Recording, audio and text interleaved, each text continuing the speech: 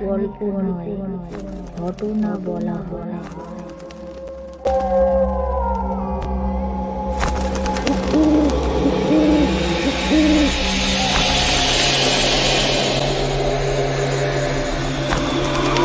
পচা ডোবার পেত্নী। আজকে তোমাদের সঙ্গে গল্প হবে পচা ডোবার পেত্নী।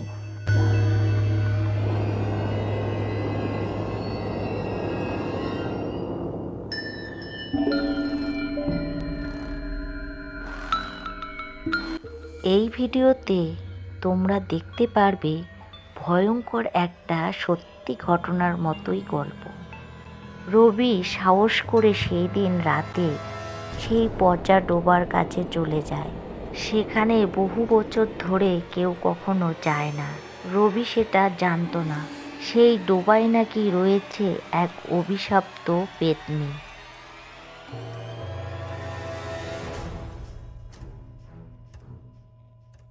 ধীরে ধীরে শুরু হয় ভয়ঙ্কর ঘটনা।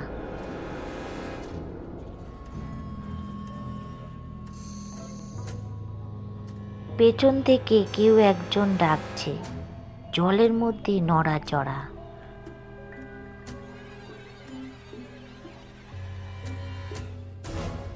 আর হঠাৎ করে যা রবি দেখল তা কখনো সে ভুলতে পারেনি।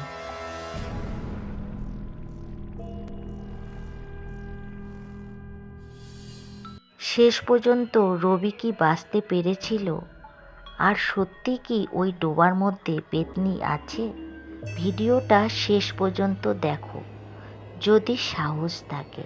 ভিডিওটা যদি তোমাদের ভালো লাগে প্লিজ একটি লাইক করো, আর অবশ্যই কমেন্টের মাধ্যমে জানাবে ভিডিওটা কেমন লাগলো। আর সাবস্ক্রাইব করে পাশে থেকো এরকম ভয়ঙ্কর ভয়ঙ্কর গল্প শোনার জন্য।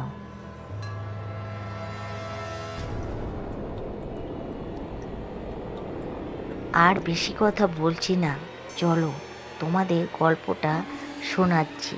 গ্রামের শেষ মাথায় ছিল পুরনো একটা পচা ডোবা। সেই ডোবার নাম শুনলেই সবাই ভয়ে কেঁপে উঠত। সন্ধ্যার পর সেখানে কেউ যেত না। লোকজনেরা বলতো সেখানে নাকি পেত্নী থাকে। বহু বছর আগে সেখানেই নাকি একটা মেয়ের মৃত্যু হয়েছিল।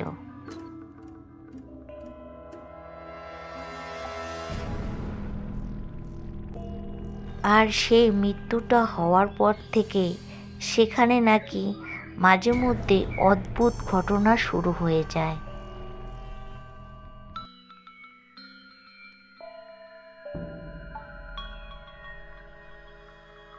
গ্রামের ছেলেরা মাঝে মধ্যে সাহস করে সেখানে যাওয়ার চেষ্টা করত, কিন্তু তারা বেশিক্ষণ থাকতে পারত না। তাদের জানি কেমন একটা অনুভব হয়, আর তার সঙ্গে একটা ঠান্ডা হাওয়ার মতন লাগে। তার সঙ্গে একটা পচা গন্ধও বের হয়।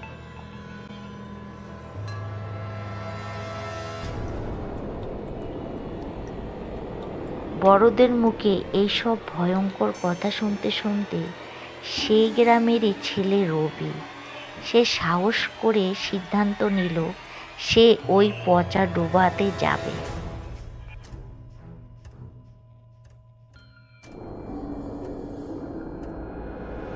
রবি ছিল একটি সাহসী ছেলে। সে কখনোই ভূতকে বিশ্বাস করত না।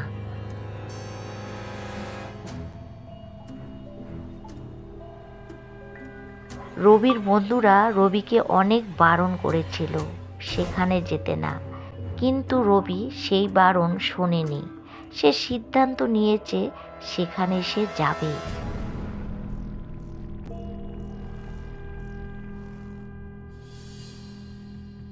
সন্ধ্যা নামার একটু আগে রবি বেরিয়ে পড়ল।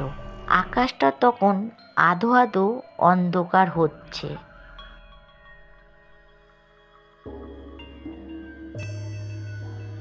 দূরে ঝিঝি পোকার শব্দ শোনা যাচ্ছিল।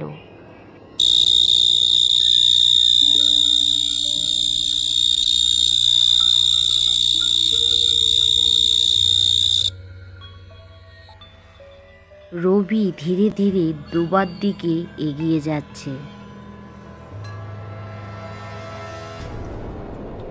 রবি একটু একটু ভয় পাচ্ছিল, তার বুকের ভিতরটাও একটু কাঁপছিল।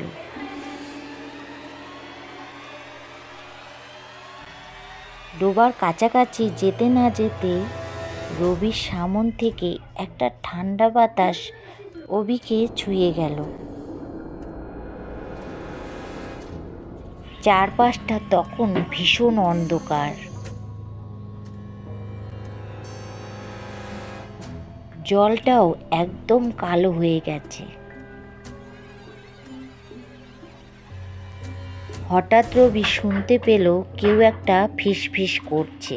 সে চারিদিকে তাকালো, কিন্তু কাউকে সে দেখতে পেল না।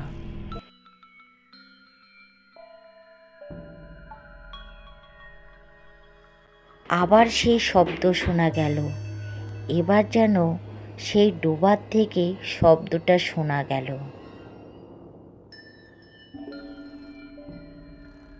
এবার রবির বুক ধড়ধড় করে কাঁপতে লাগলো। সে ভয় ভয় করে ধীরে ধীরে সেই ডোবার দিকে তাকালো। হঠাৎ রবি দেখতে পেল জলের মধ্য থেকে ঢেউ। কেউ জানি জলের ভিতর থেকে অবিকে ডাকছে।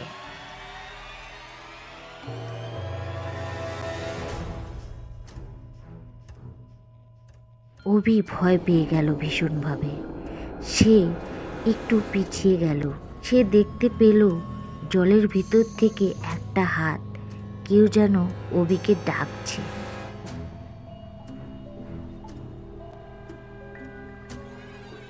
হাতটা ধীরে ধীরে সেই জলের থেকে উঠতে শুরু হলো। অভি ভয়ে একদম ঠান্ডা হয়ে গেছে।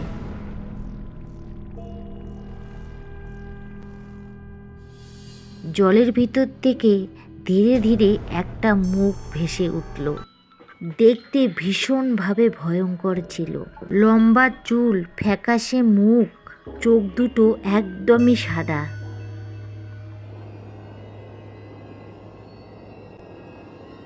সেটাই ছিল সেই পেতনি, সেই পচা ডোবার পেতনি। পেতনিটা ধীরে ধীরে জলের ডোবার ধারে উঠল।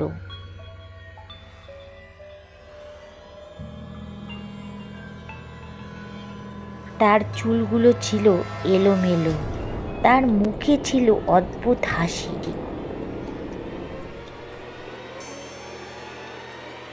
সে অভির দিকে তাকিয়ে রইল। অভি এইসব কাণ্ড দেখে ভয়ে একদম জড়সড় হয়ে এক জায়গায় ঠাট্টি মেরে দাঁড়িয়ে আছে। তার হাত পা যেন একদম মাটির মধ্যে গেড়ে আছে।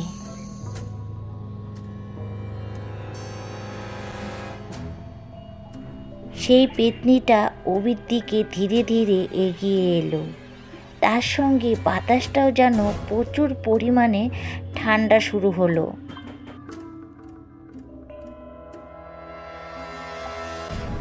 চারিদিকে অদ্ভুতভাবে নীরবতা।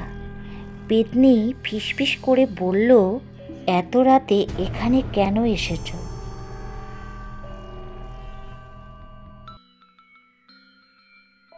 এই সব কাণ্ড দেখে অভির গলা শুকিয়ে গেছে। অভি আর কথা বলতে পারল না, কারণ অভির গলা দিয়ে কোনো আওয়াজই বের হচ্ছিল না। অভি পিছনে তাকাতেই ঠিক দেখতে পেল পেতনি একদম অভির সামনেই আছে। অভি বুঝতেই পারল না কিভাবে এত তাড়াতাড়ি সেই জলের থেকে পেতনি তার সামনেই দাঁড়িয়ে আছে। পেতনি আবার হাসল। এবারকার হাসিটা আরও যেন ভয়ঙ্কর ছিল।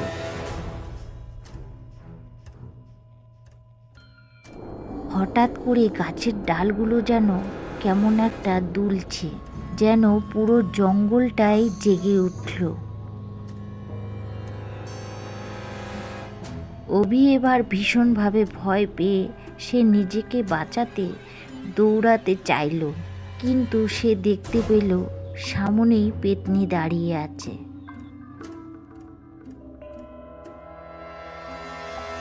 পেতনি তখন বলল, আমার কথা সবাই ভুলে গেছো? কেউ আমাকে মনে রাখোনি? এবার পেতনির চোখে ছিল দুঃখের ছাপ। এবার অভি ধীরে ধীরে বলল, তুমি কে? আর তখনই পেতনিটি ধীরে ধীরে বলল, আমি এই গ্রামের মেয়ে ছিলাম। অনেক বছর আগে এখানে আমাকে ফেলে মারা হয়েছিল। তারপর থেকে আমি এখানে রয়েছি। এইসব কথা শুনে অভি আরও ভীষণ ভয় পেয়ে গেল। তার শরীর এখন যেন আরও কাঁপতে শুরু হলো। সে ভাবল, গ্রামের লোকজনেরা যা বলেছে একদমই সত্যি ছিল। পেতনি আবার ডোবার দিকে তাকালো, আর সেই ডোবার জলগুলো আবারও নড়ছে, যেন কেউ আরও ভেসে আছে।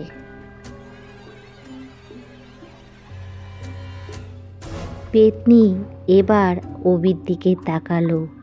এবার পেতনির চোখ আরো ভয়ঙ্কর হয়ে রয়েছে।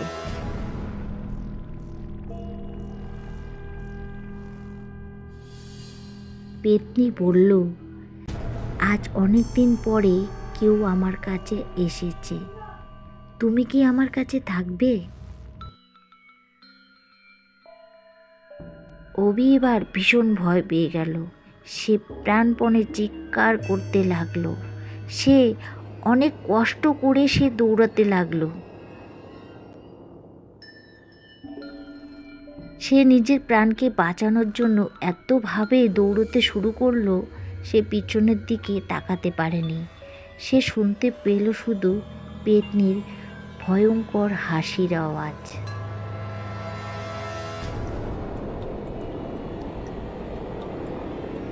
সেই হাসিতে পুরো জঙ্গল যেন প্রতিধ্বনি দিচ্ছিল।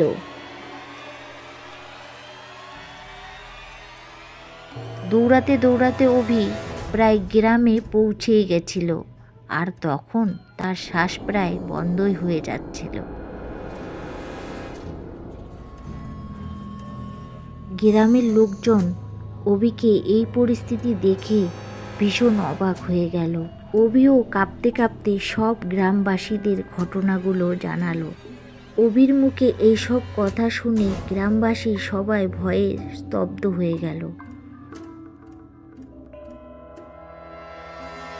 আর এই ঘটনার পর থেকে কেউ কখনো আর ডোবার দিকে যায়নি।